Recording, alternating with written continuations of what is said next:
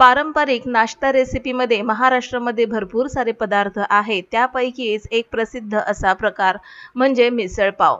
आता मिसळ पाव जर म्हटला तर त्याला विशिष्ट ठराविक असा स्वाद असणं गरजेचं आहे आणि एक झणझणीतपणा असणं गरजेचं आहे। तर तोच विशिष्ट ठराविक स्वाद असलेला मिसळ पाव आज आपण बनवून घेणार आहोत। तर चला जास्त वेळ न घालवता आजच्या व्हिडिओला सुरुवात करूया। मिसळ पाव बनवण्यासाठी इथे मी मध्यम आकाराचा कांदा चिरून भाजत घातलेला आहे। अर्धा टोमॅटो आणि लसणाची एक मोठी अशी कुडी घातलेली आहे, म्हणजेच लसूण जवळपास 15 ते 20 पाकळ्या यामध्ये घातलेला आहे। आता व्यवस्थित लालसर रंगावर भाजण्यासाठी यामध्ये मी थोडंसं तेल घातले आणि सगळ्यात महत्त्वाचा सिक्रेट मसाला हा अख्खा गरम मसाला आहे।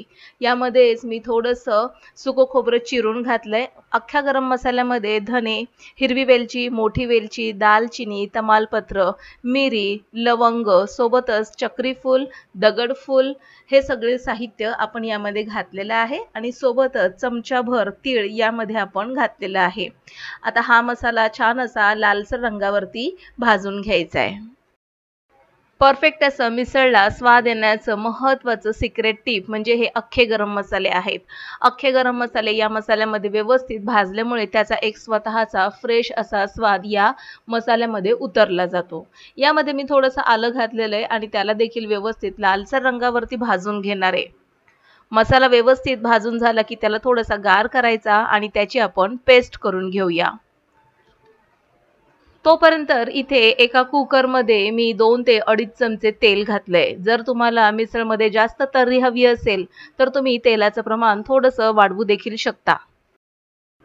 आता मस्त अशी लालसर झणझणीत तर्री येण्यासाठी याच गरम तेलामध्ये आपल्याला जवळपास 1.5 चमचा घरगुती तिखट घालायचंय। जर घरगुती तिखट नसेल तर तुम्ही 1.5 चमचा साधा मिरची पावडर देखील घालू शकता। आता इथे माझ्याकडे घरगुती तिखट होतं तेच घातलेलं आहे।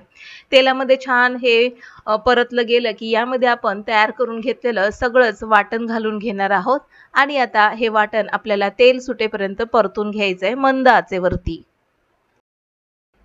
परफेक्ट असा स्वाद येण्यासाठी या अख्ख्या गरम मसाल्यामध्ये मोठी वेलची, हिरवी वेलची म्हणजेच लहान वेलची, तमालपत्र, दालचिनी, दगडफूल, चक्रीफूल आणि सोबतच थोडीशी लवंग। तर हे जे सिक्रेट साहित्य आहे ना तमालपत्र, तर हे सगळे सिक्रेट साहित्य जर तुम्ही या मसाल्यामध्ये वाटून घातलं ना तर तुमची मिसळ एक नंबर बनून तयार होईल।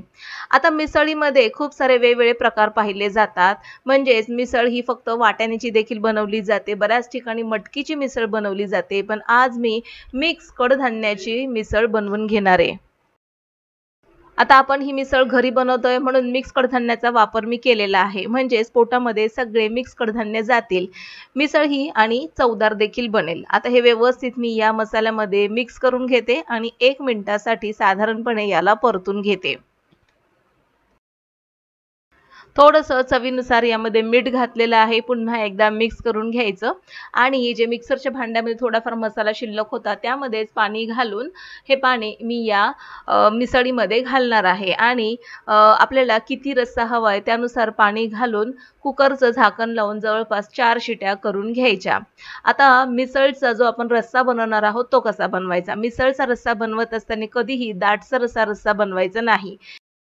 तर मिसळचा रस्सा थोडासा पातळच ठेवायचा, म्हणजेच फरसाणवर हा रस्सा ज्यावेळेस घालतो त्यावेळेस फरसाण हे जे रस्सा आहे पूर्णपणे शोषून घेतो। त्यामुळे जितका आपण पातळ रस्सा ठेवू तितका आपली मिसळ जी आहे ती परफेक्ट अशी बनते। आता व्यवस्थित मी यामध्ये मिक्स करून झाल्यानंतर थोडं पुन्हा एकदा अर्धा ग्लास पाणी घातले, झाकण लावून घेते आणि याच्या 4 शिट्या करून घेणार आहे।